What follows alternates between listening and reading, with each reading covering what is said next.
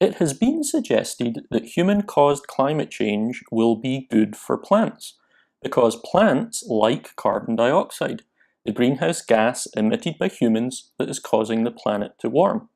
If we look at this simple diagram of photosynthesis, the process by which plants grow, we can see that carbon dioxide is a key ingredient in plant growth. So wouldn't having more of it be good for plants?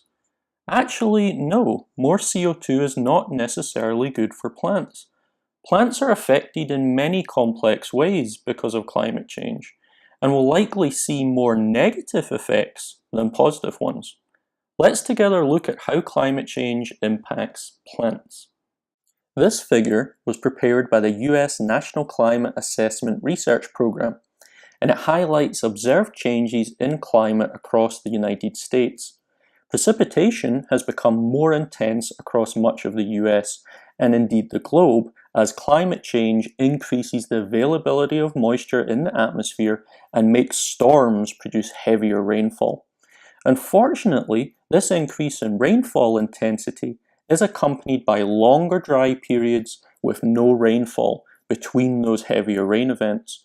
So, the US and other places around the world are also seeing more drought as a result of climate change.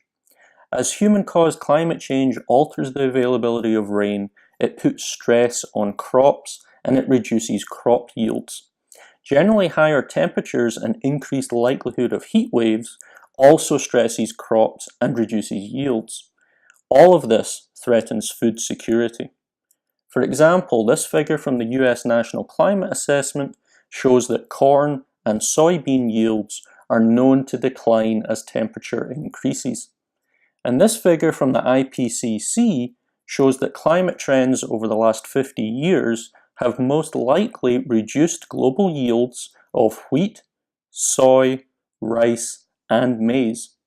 The numbers in parentheses are the numbers of scientific studies confirming these estimates of reduced crop yields. As the US gets warmer and drier between more spread out rainfall events, the risk of wildfire increases. An upward trend in fires has been observed across the US through the last 50 years, and these increases correlate with increasing temperature. Wildfires devastate vegetation and can lead to soil erosion, as was seen in Colorado. In 2012, there were massive forest fires there that removed the vegetation when 252,000 acres of land was consumed by fire. Then, in 2013, there was flooding because there was no vegetation to hold the water in the ground. This eroded fertile soils and made it more difficult to grow there. This figure from the US National Climate Assessment shows that the risk of wildfire is predicted to increase up to 600% in the next 30 years, as the climate continues to warm and precipitation patterns change to become drier for extended periods. All of these climate change-related stressors will be detrimental to plant growth, and are likely to far outweigh any plant growth benefits of increased CO2 in the atmosphere. But even if climate change doesn't subject plants to more drought, more heat waves, and more wildfires, there would still be a problem with having more CO2 in the atmosphere. More CO2 causes plants to be nutrient deficient. Yes, CO2 is essential for photosynthesis and plant growth, but that's not all that a plant needs. Plants also need water and minerals for healthy growth. Plants transpire or breathe out water through pores on their leaves.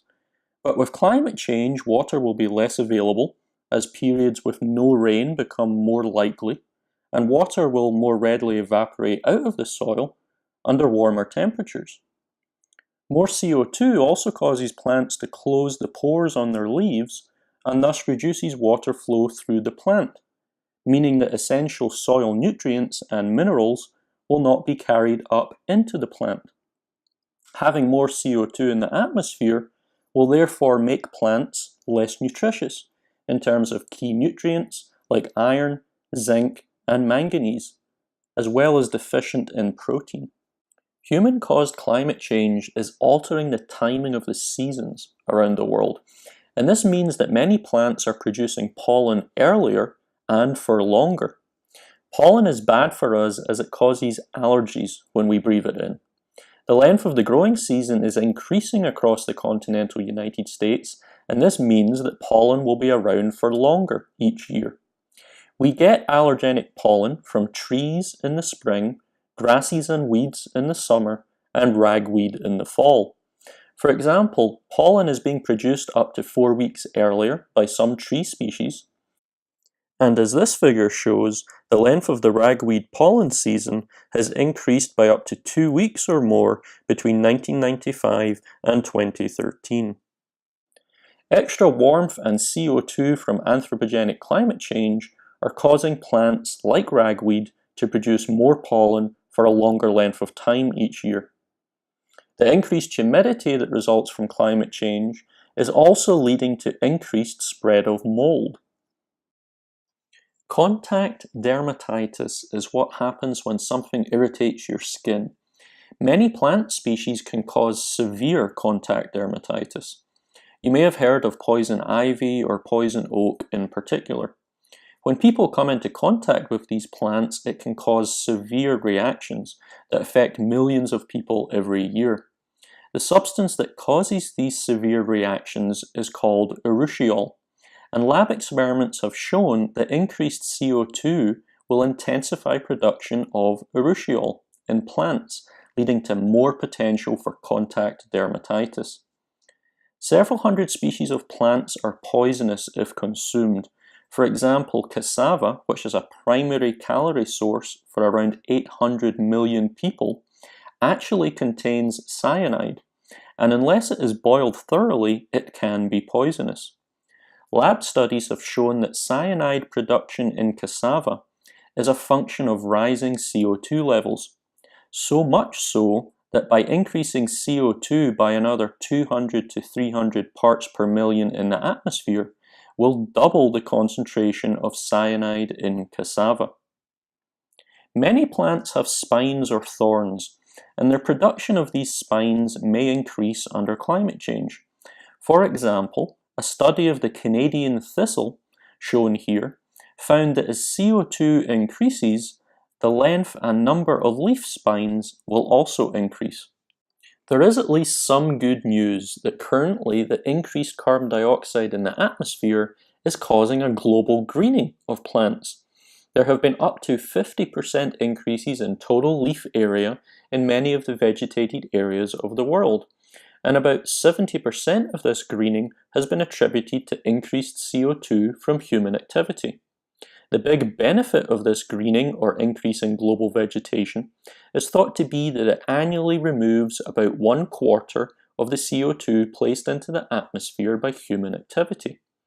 However, this fertilization of plants by atmospheric CO2 is thought to diminish over time as plants adapt to higher levels of CO2 and become limited by water and nutrients, as we discussed earlier. Another issue with the greening is that much of it has occurred at high latitudes in the Arctic, over ground that used to be frozen solid. Increased vegetation here makes the surface darker than it was, so it absorbs more of the sun's energy and warms the atmosphere. The relationship between plants and climate change is complex, and it's difficult to predict how vegetation will change in the future, but it is likely that climate change is just as bad for plants as it is for the rest of the planet.